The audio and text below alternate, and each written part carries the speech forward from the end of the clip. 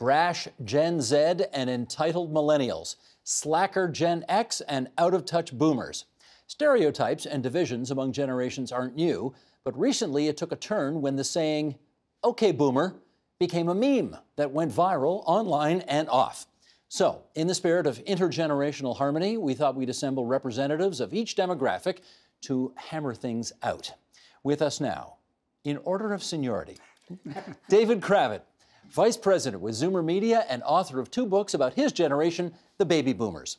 Navneeta Lang, freelance technology and culture writer and a member of Generation X. Millennial Elamin Abdul-Mahmoud, curation editor for BuzzFeed News. And from the most recent cohort, Generation Z, there's Lindsay Keene, a first-year student at Ryerson University, and it's great to have everybody here. I know you all know what cohorts you all represent, but I'm not going to assume that everybody else watching us or listening right now knows. So why don't we just, Sheldon, shall we do this off the top? And we'll just sort of put the graphic up, and for those listening on podcast, I'll read it out. If you were born between the years 1928 and 1945, you are considered part of the silent generation. If you were born between 1946 and 64, you're a boomer. 1965 to 1980, you're part of Gen X. 1981 to 1996, you're a millennial. And 1997 to 2012, you are part of Generation Z. That's the gist of it. Okay, first question for everybody. Why can't you all people just get along? No, that is... Okay, well, that's actually not a bad first question. Should we start in order of precedence here?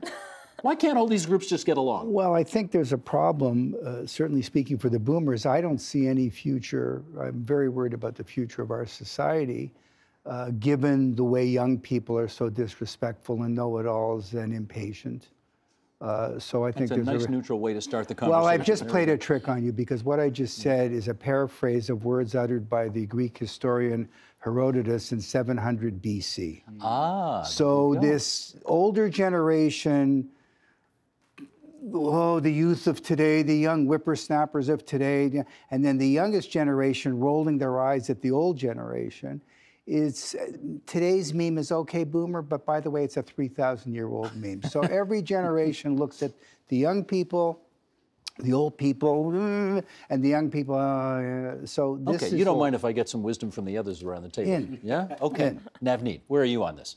I mean, in terms of generational conflict? Yeah. I mean, I think that generational conflict is usually a symptom of anxiety, right? It's about a symptom of how things are changing, and I think that we're living at a particularly rapid period of change.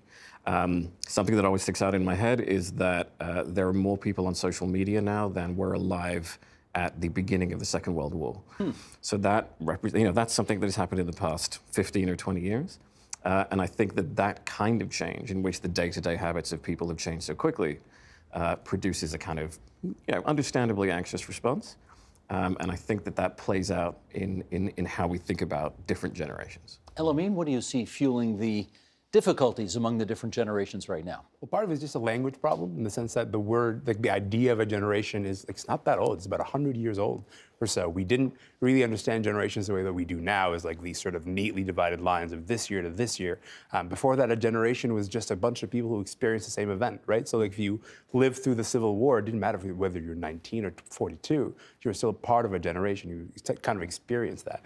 And so naturally, when you begin to add sort of these arbitrary divides, then you necessarily are going to have these sort of arbitrary tensions. Why wouldn't that be the same today? I mean, for those who were alive, let's say, in 1989 and who have a recollection of now you were a year old, so you don't, but for those who have a recollection of the Berlin Wall coming down, or 2 years later, the Soviet Union disappearing. Wouldn't that be enough to unite people in the same way your example just did? Not to throw the first punch, but really it's because of the boomers. Because like after the boomers were born, it was kind of a moment when we began to define generations as people who experienced the same kind of pop culture moments. So they had the same sort of aesthetic musical taste, the same kind of consumption habits. The boomers brought that out. Like we didn't have that before that. The silent generation did not really have the same kind of consuming habits all across the board. They experienced the depression. That sort of was something that unified them. But the boomers come along and their ideas of what is popular give us a stronger notion of what a generation is. Do you feel you have a rivalry with the other generations represented at this table? I don't like to think that I do. I'd like to think that everyone could get along and be friends, but I think there's some lack of understanding and a mutual respect between each other. You mentioned this disrespect from young people, but I also feel that young people haven't been receiving respect from people who are older than them, which has created this, yeah, exactly. So it creates this division that I don't really think will be able to be fixed unless people start talking and understanding people's unique experiences as generations go on. I want to get an example from, and you know what, this coincidentally, I knew last night that we were going to be taping this today. We don't say taping anymore. What's this? Recording, doing, whatever. Yeah. Because we don't use videotape anymore. Yeah. And as it happened, I went into a store last night, opened up the door, as I saw a young, probably around your age, a young lady walking out. I opened the door to let her exit first before I entered. And she was on her cell phone or something like that, and she just moseyed right on out and did not acknowledge my existence or say thank you or anything like that. And I remember just thinking, yep, that's about right. Now, can you give me an example of the corollary from the other side where you feel disrespected? I think it's come a lot in the media, and the fact that even though I'm not a millennial, I feel like because I was born in 2001, I'm close to the end or the beginning of Generation Z, so I kind of feel close with younger millennials and older Generation Z.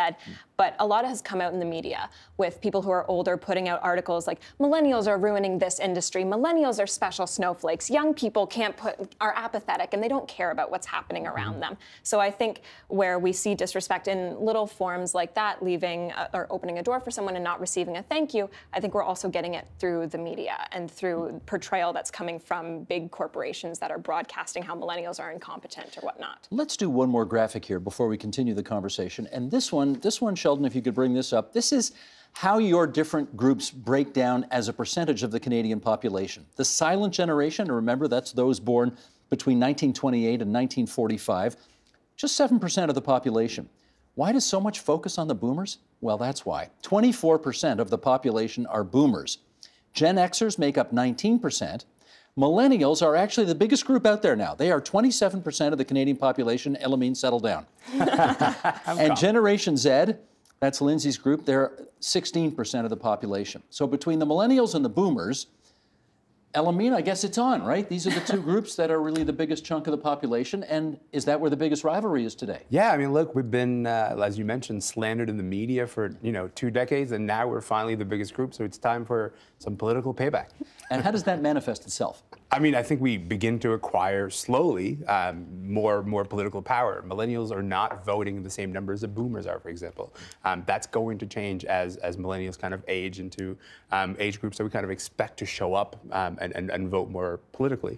And when that happens, I think you'll see a lot more political parties sort of catering to the concerns of millennials and moving away from the concerns of the boomers. I think we actually arguably had the last election that was more or less built around the concerns of the boomers. And I think going forward, we'll see a lot more political power concentrated in the millennial generation. David, where are you on that? Well, I want to, first of all, go back, if I could, and disagree vehemently with the position that generational identities didn't exist till the boomers came along. You can go back to the American Civil War, World War I, massive difference between the young people that actually got killed in World War I and their parents that created World War I. The Daisy Buchanan flappers of the jazz age were the mothers who were scandalized when their daughters were fainting at Frank Sinatra concerts. Those women became scandalized when their daughters were fainting at Elvis Presley concerts. Youth versus old age. Middle age, old age, very young. Those divisions, maybe they weren't quantified like your graphic, but they existed long before the boomers showed up. Do you know what you just did? You just did, I guess, what we all do, which is you dropped a few references there.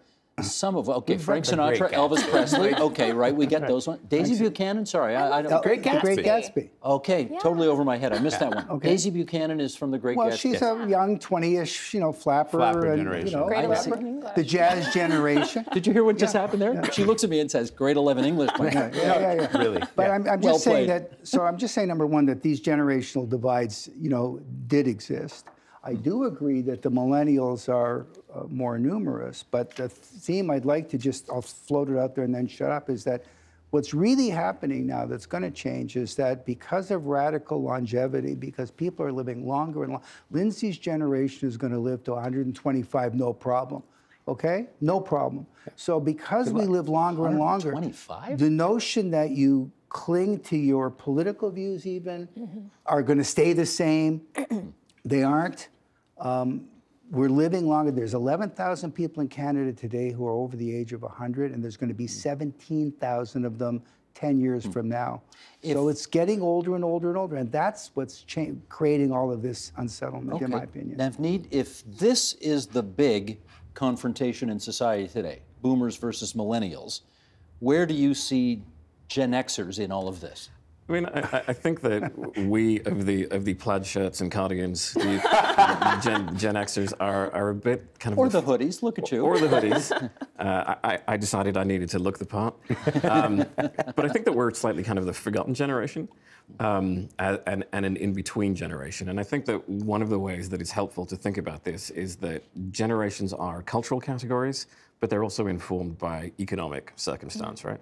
And so Generation X was sort of the first generation to sort of come of age after the fall of communism, right? And so those kinds of things, the kind of the general dominance of capitalism and neoliberalism, are the things that sort of inform Generation X. And I think that it's also useful to kind of historicize generational conflict. Yes, it has existed throughout all of human history, but there's a specific tenor to it now, you know, that related to income inequality, the price of housing, and obviously climate change is the big sort of specter. But I think that Gen X has sort of gotten lost in between these sort of two very large demographic cohorts, and therefore whatever Generation X represents, the hoodies, or you know, or perhaps something more than that, has been sort of pushed to the side. We got a meme for this. You want to see a meme? Sure. Sheldon, want to bring this up? Okay, riffing on Star Wars, here we go. Boomers and millennials at the top, and that's, you know, the boomers, of course, being Darth Vader, the millennials being, looks like Luke Skywalker. Yeah. And there's Gen X at the bottom, Han Solo, just sort of with his hands outstretched and saying, where am I in all of this? Right. Where are you in all of this, Lindsay? That's a really good question. I don't know if Gen Z is being taken seriously yet because of our age, and I understand that to a point. It's only really the first couple years of Gen Z that are able to vote. Like, I voted in my first federal election in October. So I feel like because we don't have political power, a lot of times, you know, maybe we might be the new invisible generation until we at least become of age to vote. But we are seeing that that's changing, right? And young people are using their voices in a different way to influence politics, even though we don't have a seat on parliament yet. So having these strikes, climate strikes, education strikes, what have you, is kind of a new way that Generation Z is trying to not be invisible. Obviously, we're kind of, you know, siding with millennials. We see a lot of ourselves in the way that older generations are attacking millennials, but we also still have different experiences from millennials and what they're going through versus what we are and what we will go through. Can I tell you what people in politics say? Absolutely. They don't worry about you. Exactly. And they don't worry about you because you guys don't vote. And that's a problem and that's why we get this voting apathy when we do turn of age to vote, because we still have political parties that are catering towards the baby boomers and towards Generation X, because they see it's a very dangerous cycle where young people aren't voting, so political parties don't cater to them, and that encourages this apathy. So we need to have more targets towards youth and making sure that there's post-secondary education, affordable housing that is brought more to the forefront of political discussions, because if not, then we just won't have young people out in the polls anymore. Elamine, Yes. where did OK Boomer come from? Well, it's a great question. It's a meme. Lindsay, I don't know if you know what a meme is. Oh, snap. So it's a meme that originated, it became very popular this year in January or so, I believe, on TikTok, which is a platform for video sharing that is wonderful. You should check it out. And then it kind of went away. I have a 16-year-old daughter. Yeah. I know what TikTok is. It's hard to gauge these things, Steve. But here's what happened. The New York Times comes along and writes about OK Boomer as a meme in November. And that's when boomers finally hear about it, and then it becomes sort of this this sort of standoff between generations. But really, it was just a joke that originated on TikTok, and then it kind of went away until it came back with the force. What is it meant to convey? It's meant to convey, how do I put this politely? Don't be polite. Okay, well, utter boredom and dismissal of boomers, maybe because of their political views, maybe because of their perceived political views anyway, and broadly the social power that they hold and how frustrated younger generations are with that. Shall we show this? Sheldon, you got this handy? Want to do the OK Boomer from TikTok? Okay, let's bring this meme up. You kids and not memorizing phone numbers. When I was a kid, I had my parents' phone number memorized, and my friends and my grandparents and the entire city's phone number memorized. This lazy generation. Okay, and can I get your phone number so I can look up your rewards membership? Oh, I don't know my phone number. I have it written down though, and I put it in my purse so I don't forget it. Okay, Boomer, why can't you love me as much as you love to share memes about minions? And okay, Boomer, why can't you hold me as close as you hold your belief that climate change isn't real? Let the record show, as that was playing, you laughed hard. You laughed very hard. You had a big smile on your face. You weren't laughing all that much. What do you take from that? It's an entirely internal phenomenon because there isn't a shred of evidence that the boomers care less about this. It's just another young people rolling their eyes at the old people. When I was growing up, but when the boomers had their years of rebellion, our meme, and it wasn't called a meme, was never trust anybody over 30. Right. Every generation is youthful, is rebellious, looks at their parents, looks at their grandparents, rolls their eyes, finds something silly. The difference this time, and it's profound, and I think you touched on it very well, there are economic and social forces that are making these resentments more than just style points. Up to now, it was just style points. I'm young, I like rock and roll, mom doesn't get Elvis, the next generation doesn't get, big deal. Do you think it's ageist? No, it's natural. It's natural. Young people get ripped. The difference is, though, that, and it's profound, and you could, I don't know if we have time for it, boomers are not getting off the stage the way people of the same age got off the stage in previous generations. Hold that off. But that's why the anger exists. I'm going to come back to that, David. We're going to come back to that. Okay. When you see these memes, OK Boomer, what does OK Boomer mean to you? It's a joke. I think it comes from this frustration, and I mentioned earlier, from all these countless media pieces that come out slamming the younger generations for things that are trivial or invalid. I know some people have taken it to be very offensive. There was an article that I read, and someone mentioned that, oh, they're saying this to dismiss the social and fiscal inequalities that older people have, and that's not the case. It's when older people say, oh, you're killing the wedding industry by not getting married, and you say, okay, boomer. Like, why does it matter? So I do see it as a joke. I don't think it's ageist. I agree with you. And I think it's just another way of that youthful rebellion against the older generation. Harmlessly, inoffensively funny, or discriminatory and ageist? What's your view? In my view, definitely the former. I think that boomer, in the OK Boomer, doesn't actually mean boomers, right? I think that I saw New Yorker writer Emily Nussbaum just sort of tweeted something that she said that her 12-year-old said to her 14-year-old, "Okay, boomer," just the other day. But I think that boomer has come to mean, at least to younger people, as just sort of a generalized term for people who are older. And getting back to that point that I made earlier about how rapid social change has been over the past 20 years, I think that understandably people who are older have been confused by some of the things that have happened, right? I think that, if I tried to explain TikTok to my parents, they would be completely lost. I, on the other hand, love TikTok.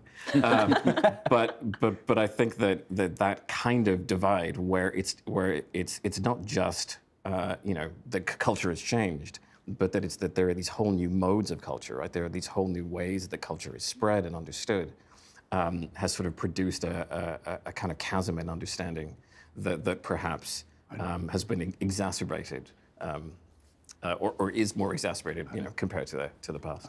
Elamine? I will say that it's particularly telling that OK Boomer became like a problem after it made it to the famous home of the boomers, the New York Times, right? Like, and after it kind of began spreading through media where boomers can panic about things like this on TV or on the radio. There was a radio host who called it the N-word, but for ageism. And I was like, no, it isn't. No. You can say one of those words, the other one you can't. Yeah. John Mulaney joke. No comparison whatsoever. No whatsoever. No. Let me bring another voice into this conversation. Here's Bhaskar Sunkara, who was actually on our program not too long ago. Founding editor of Jacobin magazine, and he had this to say. Sheldon, why don't we bring this graphic up, and I'll read it for those on podcast. Rather than scoff at the relative privileges of a few, we should be trying to recreate some of the conditions that made life a bit better during the post-war years boomers were born into. That means, of course, organizing against our bosses and pressuring our political leaders to reshape the economy to work for the many, not snarking at the working people who spent years of their lives providing for us. Okay, you like the sound of that? It's okay. Just another observation. Is kind of anodyne for me. There's not much to object to in that. It's kind of unfocused. You say, yeah, sure, why not? But it doesn't really address, I think, the essence of what's going on. Well, it does suggest, Lindsay, that the focus of your anger, to the extent it exists, ought to be elsewhere and not at these guys. Yeah. Fair enough? I think partially, but in order for us to get mad at politicians, we also have to remember who voted them in. So I think part of that is understanding that obviously we want to extend an understanding towards older people who work in different industries and have obviously, come before us. They're our parents and our aunts and our uncles and our cousins and our friends. But at the same time, we need to make sure that not only are older people voting for their interests, but they're voting for the next generation. They're voting for the future, and they're holding their politicians accountable. We know that that's how it works. Politicians don't work well unless their voters hold them accountable. So that needs to happen. We need to stop voting for just ourselves, and we need to start voting for the future if that's the kind of relationship that we want to have. I like that point because, it's particular. I mean, to me anyway, and to other millennials I hang out with, that the perception about boomers is that they're a particularly myopic generation in the sense that they don't necessarily understand that they were born into prosperity, into a time where it was easier to save for a few years and buy a house, to sort of start a family, to get a job without the sort of upstart costs now. Like, for example, millennials here, there was an RBC report that came out a few weeks ago that said millennials in Canada are earning more than boomers were when they were this age. However, we are saddled with a lot more student debt than they were, and that changes your outlook, right? That changes the pressures that are kind of acting on you. And your ability to enter the housing market is certainly. You have to save for 15 years sure. in Toronto in order to do that. 29 in Vancouver. It goes both ways. I think that there's a huge gap of understanding, if I may say so, of the boomers. For example, I totally disagree with your point about this chasm brought on by technology. The boomers grew up embracing every new tech trend that came along with both hands. They're not suddenly becoming their grandparents because the internet is here. They're online, equal to any other generation. They're using every piece of technology they can get. The idea that they're myopic. 60% of baby boomers are providing financial support to adult children, which they never received. 30% of boomers have delayed their retirement or their downsizing to keep a big house going where their kids can live. There's no shred of evidence whatsoever that the boomers as a generation, now you can always find one outrageous spoken, but it's not true. Okay, but can I return, David, let me return to something you just advanced a few minutes ago. There are millennials who will say, prior generations got the hell out of the way and opened up jobs for the next people coming out, and you guys are not doing that, right? Boomers are hanging in there in the workplace much longer than previous generations did, and furthermore, you're cornering the housing market, which makes it more difficult for millennials to buy a house because the prices are stratospheric, particularly in the GTHA. I mean, are those legitimate criticisms in your view? No, for a couple of reasons. First of all, boomers are not retiring on schedule. The on schedule was at 65. And by the way, boomers benefited. When I was in your situation, Lindsay, when I was graduating, maybe 3 or 4 years from now, The guy who was 65 retired, his office became empty. Everybody moved up one. There was an empty office for me as I got on the bottom of the escalator. Those days are gone. The 65-year-old isn't retiring anymore. Isn't retiring. However, Those days are gone because the boomers aren't retiring. but of course, and why aren't the boomers retiring? Number one, they're going to live longer. So if you're 65 years old today and you're in decent health, you've got a 50-50 shot at 90 plus. Who's got enough money for 30 years of not earning money anymore? Well, that's a point. Okay, who's got enough money? So that's number one. Number two, attitudinally, why should we retire? Why don't we have just as much right to have a job as anybody else? You have the right, but we have the right to complain that we don't have one. Yes. I'm not stopping you from complaining. and I'm we just do. saying that the boomers really don't care about these complaints. Can we put here? Let's put this boomers are graphic up. indifferent to these I'll say. We got numbers. We love sharing numbers. As a percentage of the labor force over the age of 55, in 1976, it was only 1 out of every 10 people. Then you go to a couple of years ago, and it's double that. And as we look forward to the year 2036, a quarter of the labor force, a quarter, will, they anticipate, StatsCan does, be over the age of 55. Okay, Navneet, you take this. That suggests to me that this fight over who gets the good jobs in society is not going away, right? No, absolutely not. Absolutely not. You're right. And I think that to get back to the point made by Bhaskar Sunkara, who, founder of Jacobin, is a socialist, and I think that there is a reason that there has been a kind of resurgence of leftist politics, is that access to employment, to benefits of various kinds, whether that is healthcare or pension, access to housing, those kinds of issues, I think, are the reason that we're seeing that return of leftist politics is that those issues seem like they're being unaddressed, or that they are like an enormous problem waiting to happen 20, 30, 50 years down the road. And that I think that the need for a social safety net, the need for broad systemic response to these kinds of issues is what is currently lacking. Lindsay, I wonder when you see those numbers that we just saw, and you're in Ryerson right now, you're trying to get an education so you can be well positioned to take on whatever job in the future is your passion. Yeah. But when you see that a quarter of those jobs, one of which you might be interested in, is going to be taken by a baby boomer, ad infinitum, does it frustrate you? I don't know if it's frustrating, at least at the generation. Like, there definitely are extenuating circumstances as to why boomers are staying in these positions. I agree with you. It's a matter of circumstance mainly, right? Who has the money to retire at 65 if they are, slotted to live into their hundreds? It's just not realistic. It is frustrating, but there's also the hope that, when young people are in school, it's very much like, we don't even know what jobs to prepare for, because the jobs that are going to be available in the market 5-10 years from now, we don't even know what they're going to be. Well, they haven't been created yet. Exactly, have they? exactly. So there's that kind of hope, but there, of course, is the frustration that, if people could still retire at that age, then there would be more openings, but it also isn't entirely hopeless, I would say. Right. Now, you've done well, if I may say. Sure. I remember you when you worked here, and you were just working your way up. Nearly 4 years ago. Working your way up the food chain, and look, and I'm very proud of your success. I've been very lucky. Thank you. You've done very well. Thank you. So do you have that millennial chip on your shoulder that so many have about not being able to have access to the best jobs out there because those boomers just won't retire? No, but I'm also not myopic enough to extrapolate that my situation is applicable to the rest of my generation. I have been very fortunate. I also know of many people in my generation who have not. And it's the case that many of them are either waiting for jobs in their field to become available, or have entirely stopped looking for jobs in their fields and have and are currently, way underemployed because of that reason. They were promised, certain kinds of jobs if they went to university, if they just got the education, then what will be waiting for them there is something that's decent. My cohort graduated during the recession. So did mine, actually. Well, hey, how did that turn out for you? The recession of the 1980s. Yeah. Which was the worst recession Until since this the one. Great Depression, until the Great Recession of 2008. Sure. So We have that in common. So you've seen that suffering. I have. Right? And you've seen what it does to people who are entering a job market during a recession, and there is just no jobs. And boomers who have seen their savings sort of maybe cratered during the recession are like, I need to work 10 more years in order to feel comfortable financially.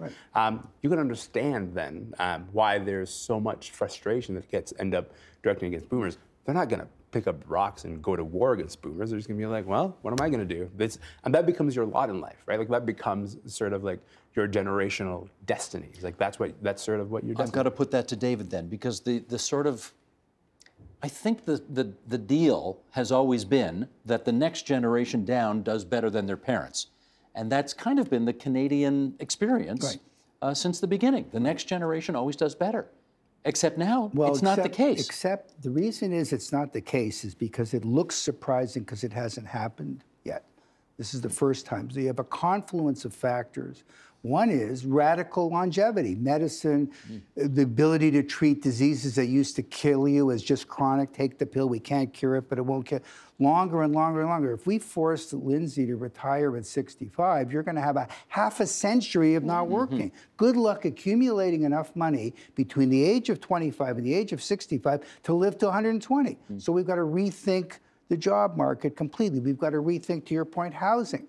Instead of grudgingly saying my adult kid is still living in the basement, we're going to be building intergenerational housing where the family can afford it. These are solutions that are emerging because everything's happening later and later. But do you, David, feel any obligation to the generations coming up behind you to, I don't know what, get out of the way or make it easier for them or abdicate the throne, is the way Elamine puts it? No, none whatsoever. But I do feel an obligation. I have millennial adult kids to provide support. And I think this is happening on a family-by-family basis because what am I supposed to do? So now I'm going to say, all right, I'm going to resign my job. My savings are X. Hello, son, you're taking care of me now versus I've got a good job and I enjoy it and I'm paying income taxes. The 18 to 24-year-olds paid $30 billion in income taxes in Canada 2 years ago. The 65-plus group, who are supposed to be retired, paid $34 billion. More. 34 against 30, okay? Yeah. So we're earning, but we're paying the freight. Okay, well, let me pick that up with Lindsay then. Let me pick that up with Lindsay. Do you feel, you know, just as I asked him if he felt any obligation to the generations coming up behind him, do you feel any obligation or responsibilities to the older generation that has, in some respects, you know, set the path that you hope to get onto? I think I do. I think, and I don't speak for everyone, but I hope that, you know, we don't win anything by secluding ourselves as a generation and casting aside everyone else. You know, we don't have social welfare by doing that. We don't have a good society by doing that. So I think there is, when youth are protesting against climate change, like that's not just for them, it's for the next generation and it's for the generation before them. Who's Times Person of the Year? Greta Thunberg. There you go. Yeah. She's one of yours. Yeah, yeah, she's in the She's group. one of your generation. There she is right there. Isn't that a great picture? There she is. Can I just make one thing? You asked me if I felt any obligation to the next generation in terms of retiring. You didn't ask me if I felt any obligation in terms of everything in life. Politically, what causes, what policies I advocate, what things I do to make a better society to solve one of these problems. And you do feel that? I do feel. You asked me a very narrow question. I just want to make it clear. Okay. I don't feel obligated to retire, but it doesn't mean I don't care about what's coming next. With just a few minutes left to go here, let's get the middle child into the discussion because, as we know, middle children are the compromisers, and they are the ones that find consensus among the feuding older and younger siblings. Yes. What do you think it's going to take, or is there anything that would sort of get us out of this, you know, conveyor line of nonstop intergenerational fighting? Well, I mean, I think to go back to my original point, I think that the source of the intergenerational conflict at this point in history is very specifically economic in nature. And not to kind of out myself as a socialist, but I think that the kinds of responses that we need cannot be rooted in kind of generational self-interest. And I think the clearest example of that we have in Canada is housing, right? And so that as interest rates have fallen, credit is cheap, investments will not get you much in the way of a return. And so boomers who are now the home-owning class have poured their money into housing. Housing costs have gone way up, and it has now alienated millennials and Gen Z from getting into the housing market. You do know that once they die, you're going to inherit all that, and you're going to be stinking rich at that point. Sure, but the problem is then if we only rely on inheritance, then that only means that a certain class of people will continue to be homeowners and will continue to be wealthy, and which is why I think more broadly, and again, not to lean too far left, but I think that generational analysis really does have its limits as a way of understanding society, and that class is actually a much more useful way to understand how these dynamics are playing out. Yeah, and we should clarify as well that if you live in the Greater Toronto Hamilton area or maybe Ottawa, that real estate play then is waiting for you. If you don't live in one of those parts of Ontario, that real estate play is not necessarily waiting for you at all. Right. Do you feel, Elamine, any kind of obligation to try to smooth over these choppy waters? Being a millennial in this decade, in this 2010 and 2019, has sort of exposed me to a fair bit of resentment from older generations about generational narratives, which are necessarily kind of cartoonish. But even though they're cartoonish, you kind of end up kind of being angry about the fact that cartoon that's been drawn of you is so negative, and so it's hard to feel sympathy. Because of that, it's hard to feel sympathy after being cast as this, lazy generation that's killed department stores or whatever. Yeah. Who don't wear socks in winter. Right, exactly. I mean, Can I say one last thing? yikes. Yeah. Okay, millennial. Can I thank Navneet Lang and Lindsay Keane for coming on the program today, and David Kravitz and Elamine Abdul-Mahmoud for your lovely return to TVO. It was great to see everybody, and thanks for such a civilized discussion about such a choppy subject. Well, thank you. Great to have you here. Thank you. Thanks. The Agenda with Steve Paikin is brought to you by the Chartered Professional Accountants of Ontario. CPA Ontario is a regulator, an educator, a thought leader, and an advocate. We protect the public. We advance our profession. We guide our CPAs. We are CPA Ontario. And by viewers like you. Thank you.